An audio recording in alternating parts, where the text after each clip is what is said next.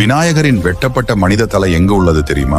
இப்பொழுதும் அந்த தலை இருக்கிறது. அந்த தலை இருக்கும் இடத்தை நான் உங்களுக்கு கூறுகிறேன். உங்களுக்கு விநாயகர் பிடிக்கும் என்றால் ஒரு லைக் பண்ணி சேனலை சப்ஸ்கிரைப் பண்ணிக்கோங்க. தேவி பார்வதி குளிக்க செல்லும் பொழுது தான் உடலில் இருக்கும் மஞ்சள் கலவையால் ஒரு பொம்மையை செய்கிறார்கள். அந்த பொம்மைக்கு உயிர் கொடுத்து தன் மகனான விநாயகரை உருவாக்குகிறார்கள். அதன் பிறகு விநாயகரிடம் யாரையும் உள்ளே அனுமதிக்காதே என்று கூறிவிட்டு குளிக்க செல்கிறார்கள். பாதுகாப்பிற்காக வாசலில் நிற்கிறார் விநாயகர். அப்பொழுது சிவபெருமான் வருகிறார். ஆனால் விநாயகர் சிவனை உள்ளே செல்ல அனுமதிக்கவில்லை. இதனால் பயங்கர கோபத்திற்கு சென்ற சிவன் தன் கையில் இருக்கும் சூலாயுதத்தால் விநாயகரின் தலையை கொய்கிறார். இதை பார்த்து பார்வதி கோபத்தின் உச்சிக்கே சென்றார். உடனே சிவபெருமான் தேவி பார்வதியை சமாதானப்படுத்துவதற்காக ஒரு யானை தலையை விநாயகரின் உடலில் சேர்த்து உயிர் கொடுக்கிறார். அதே நேரத்தில் விநாயகர் உடலில் இருந்து வெட்டப்பட்ட அந்த தெய்வீக தலையை சிவபெருமான் கையில் எடுத்துக்கொண்டு பாதாள உலகத்தின் நுழைவாயிலான ஒரு இடத்தில் போய் வைக்கிறார். அந்த தெய்வீக தலை காலப்போக்கில் சிலையாக மாறுகிறது. இன்றைக்கும் உத்தரகாண்டில் இருக்கும் பாதாள புவனேஸ்வரர் குகையில் சிலையாக இருக்கிறது. இந்த சிலையை முக்கோடி தேவர்களும் பாதுகாக்கிறார்கள் என்று நம்பப்படுகிறது.